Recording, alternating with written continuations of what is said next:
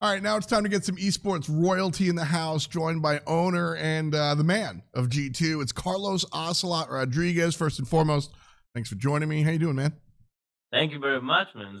I'm doing pretty good. It's actually my first day after holidays, so I'm fully Ooh. energized and all the batteries recharged. I feel that bounce back and everything. It's awesome to have you here. Last year, you guys picked up Esports Team of the Year, G2 League of Legends, and that was for 2019. Obviously, felt good, but talk to me a little bit about what that meant to you and the squad. Yeah, it's always, with awards, it's always special because it looks back in time a little bit, Mm-hmm. it sort of reminds you that a few months ago, you did things right. And in a company like ours, where honestly we don't do very good at celebrating, like every time there's something good happening, we always go head down and like think about what the next thing is. We don't really have a mindset or a culture of celebrating good things. So these awards allow us to look back and celebrate, which I actually appreciate. I mean, you guys have built an empire here, right? You've got not just League, but you've moved into Rainbow Six, and you've got Rocket League. That's what I do, and I get to see you guys there. Counter Strike. I mean, there's so many things that are going on here. What's is there a ceiling? What's the goal for G2? You have to consider G2 as the most competitively successful organization in the world. Yeah, we haven't won the League of Legends World Championship, but if you look at the top titles, we have either European champions, North American champions, or world champions. And I think that there's no other organization that has accomplished that, and that speaks volumes about our ability to, adapt to new times, adapt to lineup changes, adapt to different ecosystems and different games and different communities. So I really like that. But what I'm the most proud of is not our competitive success, because competitive success, you might do things better or worse, but comes and goes in a way, right? Sure. The goal, I guess, is to remain relevant and in the around the top. But what I'm very proud of is what we've been able to accomplish in terms of social media and content and building community and stuff like that. Which it's honestly the toughest part, because everybody is doing a pretty good job, and just to be just a tiny bit better than them so that you can grow that much faster than them, it's both um, it's both fun to do and incredibly hard to do. So I'm very, very proud of that as an organization. The fans are like you said, a community and a culture in and of themselves. Was there a blueprint for that, or is it because I have some feelings, but did it just sort of happen? The company is built on three pillars, right? Number one is ambition in whatever we do, whether it's winning in game, or whether it's winning in graphic design, or whether it's winning in terms of video creation or community management, or whatever it is, or sales, right? Winning, ambition, number one. Number two is entertainment. Everything we do, from the accountant to the professional player to myself, we do it to entertain. Actually, that's the ultimate goal, right? Mm-hmm. And number three is empathy, like not only how the players speak with the fans and whether they spend a minute or not spend a minute with the fans, to again the accountant spending half a minute to speak with somebody about helping somebody. I think empathy is at the very core of what we're doing every day. And when you combine these three pillars, then and you combine that across every area in the company, then all of a sudden you have a culture that actually works and has all the areas in the company, including all these teams in specific games, just honestly succeed. But just looking at just looking at um, G2 and what we've been able to accomplish this far, it's it's what I told you before. Is we just don't have the lack of humility, I guess, to just celebrate and things like that. We even though in social media we are very outspoken, and honestly, we truth be told, we don't give a fuck. Like, we just go Yeah. out there and just try to have fun, as much fun as possible, right? And I think that's a lot of what people like. But when it comes down to crunch time, we know that the only thing that puts us ahead of the others is being ahead of the rest, right? And you can't be ahead of the rest if they beat you, if they do better content than you, if they're funnier than you, if they're more entertaining than you can't. So our goal is always to be, you know, I always tell them, we have to be so damn good that there is no question, even if you're a hater, that G2 is ahead, right? And that's, I guess, the words and culture we live by. I mean, it absolutely, it spills out onto the page. You see it every single day when you're looking at the G2 ads, when you're looking at the G2 fans, and that's how I kind of judge an esports organization, because I use this word culture a lot, community a lot, and the further you are away from the actual point, which is you or G2, the further out you go and how strong your signal is, so to speak. That really speaks to how strong the brand, or, to use a more personal word, the unit is. So yesterday, throughout this week, we released the League of Legends World's jersey, right? Oh yeah, you did. and it was the release had its hiccups, right? Because we didn't expect, and this is on us, right? We didn't expect that much amount of interest on the jersey. Well, the website exploded, and when we fixed it, it exploded again, and then it kept exploding nonstop. So we had to create a queue, which we did in an hour, so that people could join, enter a queue, and then have to wait. And there were moments in which there were people waiting for 10,000 people to buy their item, so that they can buy their own item. We had limited stock, and we had to do magic to make it unlimited, so that people we don't do this 100 thieves approach, Right. If you want the jersey, we'll give you a limited amount of time, just get it, right? Done. And well, turns out that shit's hard. And this week, the amount of the amount of interest, man, it was actually insane. It just opened everybody's eyes here. What's going on here? So I'm just so grateful. I think a lot of that has to do with you, to be just straight up and down. And I'm sure you have a fantastic group of people around you.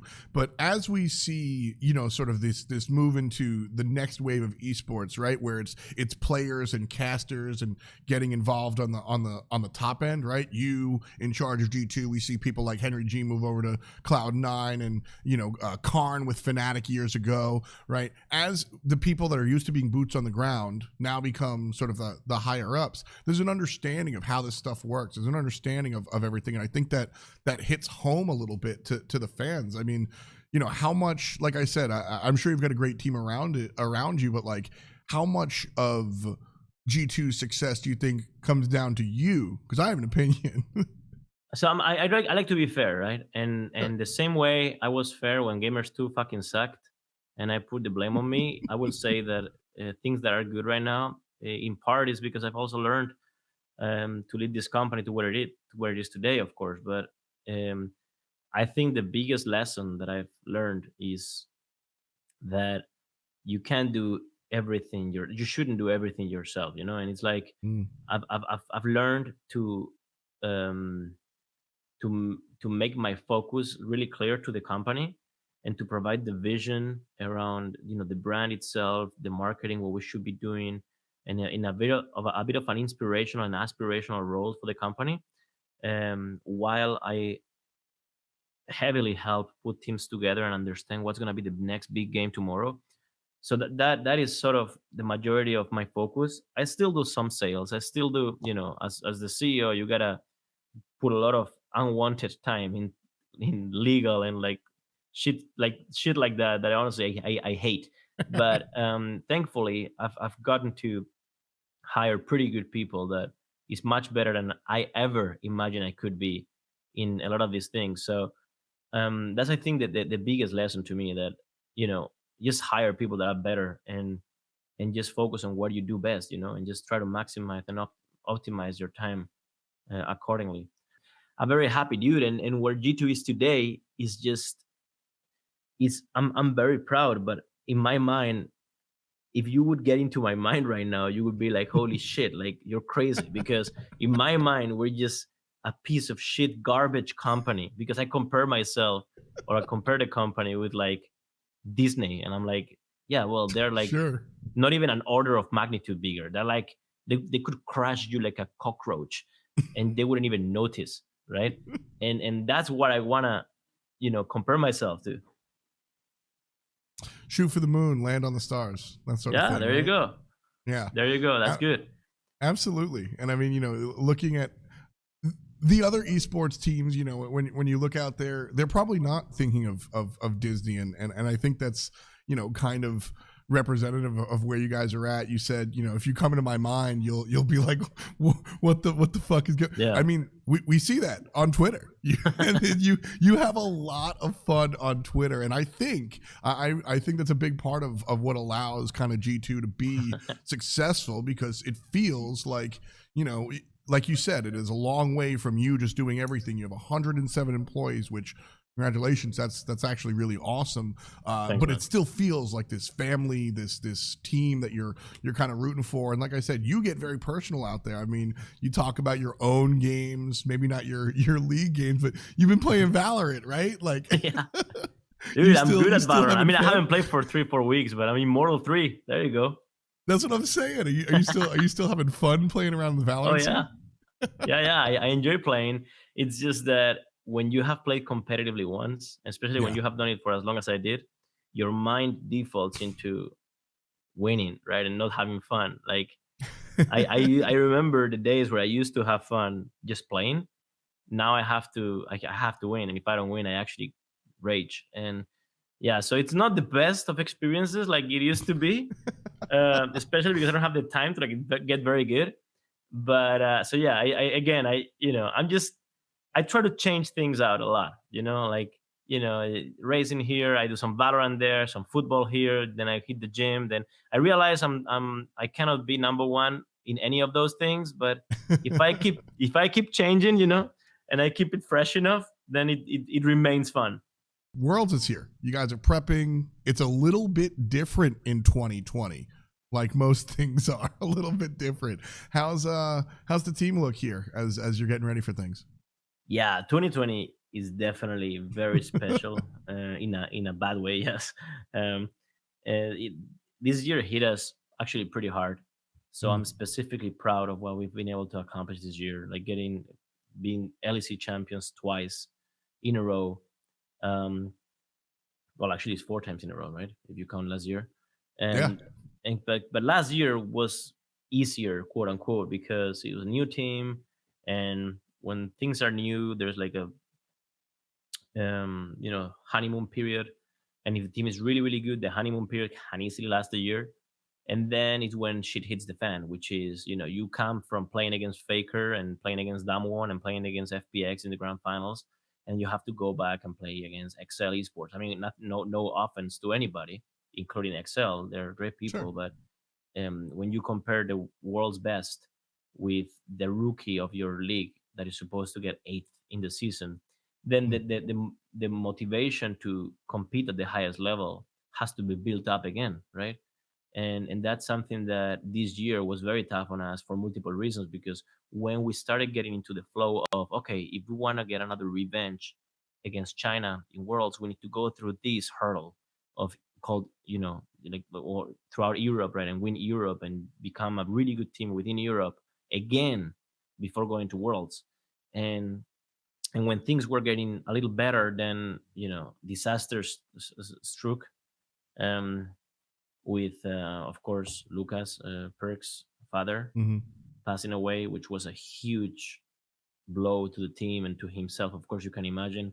On top of that, you have the fact that Perks, and this is public knowledge, he enjoys mid much more than he enjoys AD carry, but he enjoys winning much more than he enjoys mid.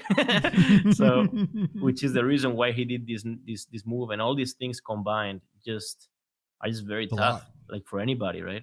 So I think the level of maturity that the whole team has shown is just unbelievable. Like no other team, I put my hand on fire. No other team I know would have been able to end the split like we did, considering everything that happened. So incredibly proud. And now moving to Worlds, like, players have already hit the rock bottom. And that's what you gotta fear if you're a different team. Like, you can't break this fucking team. You just can't break it. If we start 0-11 in kills in the game, like, they don't care. They will find a way to like make your life miserable until you get the Nexus. They will make you work for the 3 inhibitors, the two inner tires, and the nexus. Like, they'll make you work. It'll be miserable until you accomplish the W, okay? and and then a high chance we come back, okay? But if we don't, we learn for the next one, and it's just a very untiltable team.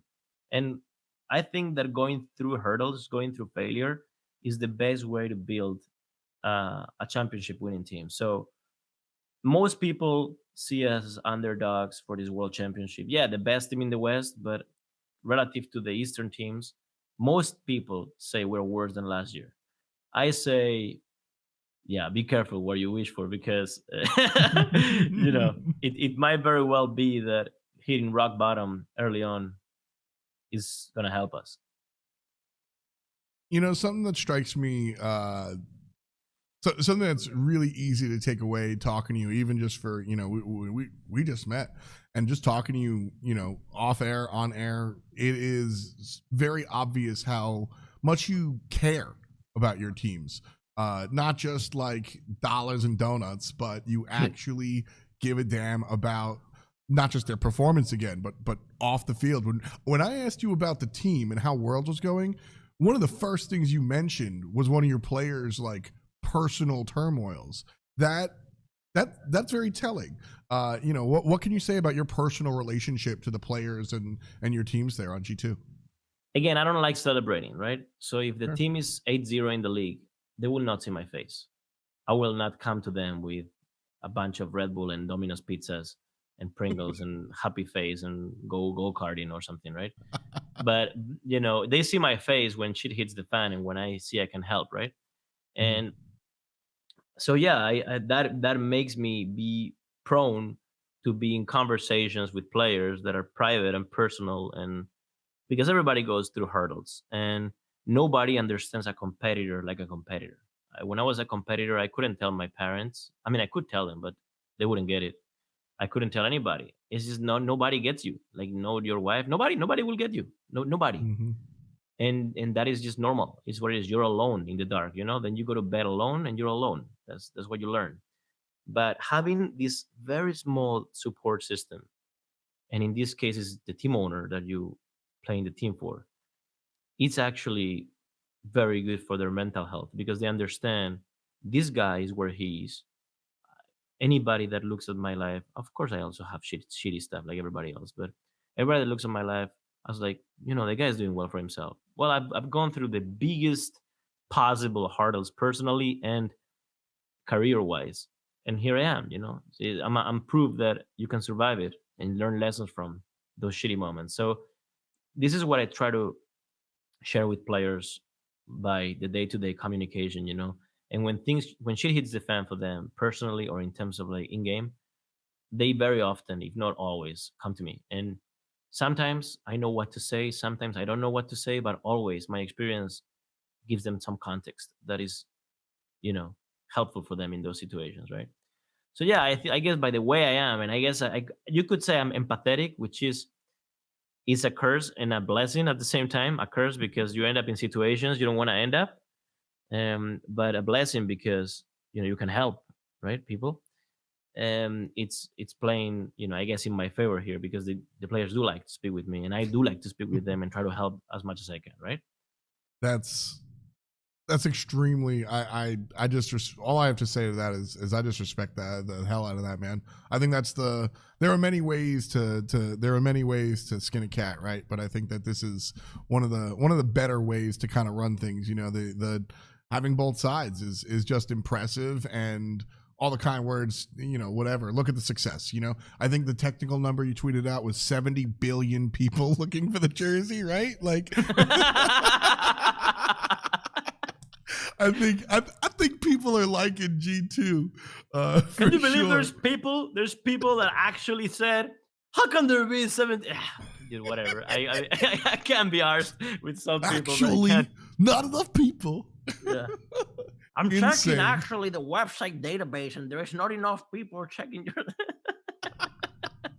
Man, you have so much fun on Twitter, and it's funny. All of these questions, everything about how like how intrinsically you look at your team to how your history and even how much fun you have online. I think is all contributing factors to why G2 is fun. That culture permeates down. Like I mean, we do. You guys have a Rocket League team, and there's a broadcast called The Grid where each team has their own Oh yeah, broadcast. you've And like, seen that? so for those that haven't seen it, I need to explain this. So basically, it's a tournament. All these teams, Dignitas, Alpine, all these teams have their own broadcast, and they all called people like me. They were like, "All right, we're gonna get 2 casters, and they're gonna cast the game." And what you did, you called up Athena, who's just your content creator in Rocket League, and she watches her boyfriend play, and her homie shows up, and they just, Orb joins her. yeah, and they just yell about the game. They just have fun. It is one of the most fun broadcasts on that whole thing. It is very fun, and like we like Orb, which is another one of our creators. He didn't know much about Rocket League when he came in, so he said some stupid like terms. Yep. He made up terms, and then those terms became like terms that shoutcasters were using. Like, yeah, it's just whatever. It's not time. It's funny because it's real. If everybody knows how much you will get roasted when you go into a game that you don't know and you start talking things that don't make sense. But G2 just kind of walked in and owned it. Athena was like, "Yeah, I play for fun. Orb, you don't know anything. Let's do it. Yeah. G2." And like, it's the most poppin' chat. I mean, listen, like I said, I work on a different broadcast. I may or may not be in that chat while I do my games. I'm just saying, like, G2 is, you guys have a lot of fun. And I mean, over the years, you guys have created this culture of fun, everything from the videos to the social, the Akuna Matata, right? Do you have any favorite, spot or moment or meme, if you will, from the world of G2? I really love what we did actually last Worlds with we did like a feature on perks for Worlds, and it was called Watch Me. And it was based, or we were heavily inspired by Messi haters Adidas video, which is the one that is like, you'll never be good enough or big enough. You will never play with the big boys in the big leagues and blah blah blah, right? And you could see the face getting closer and closer. But as the voiceover was speaking, you could see the things that people told him he couldn't accomplish actually happened. And you see that in sort of 3D, done very beautifully. And we did a very similar thing with perks, and it was like, you'll never you'll never accomplish anything, you'll never win in blah, let alone win the whole thing in Europe, blah blah. And then you could see the trophies and the MVPs and stuff like that. And at the end, the only thing that was missing, because he won MSI and he won pretty much everything as a player, the only thing that was missing was Worlds. And at the end, the voiceover said, "And you'll never win Worlds." And then the guy Perks looks at the camera and says, "Watch me." And it's so fucking good. But then what happens is that, of course, there's a higher chance you don't win Worlds than that you win Worlds. That's just fucking how mathematics go, okay? And so you're shooting yourself in the foot, although we don't give a fuck about that. We actually don't care. We truly don't care. But in this case, it was every single time we do something serious, it's an opportunity later to, if we win, I told you so. If we don't win, we make fun of ourselves like nobody else has ever done it. So when we lost 0-3 in the finals against FPX, we made this video of me like becoming a clown, okay? But the funny thing here is that we actually recorded that before we lost, because we're honestly, we're so fucking good at this. We had like 2 types of content if we win or lose, right?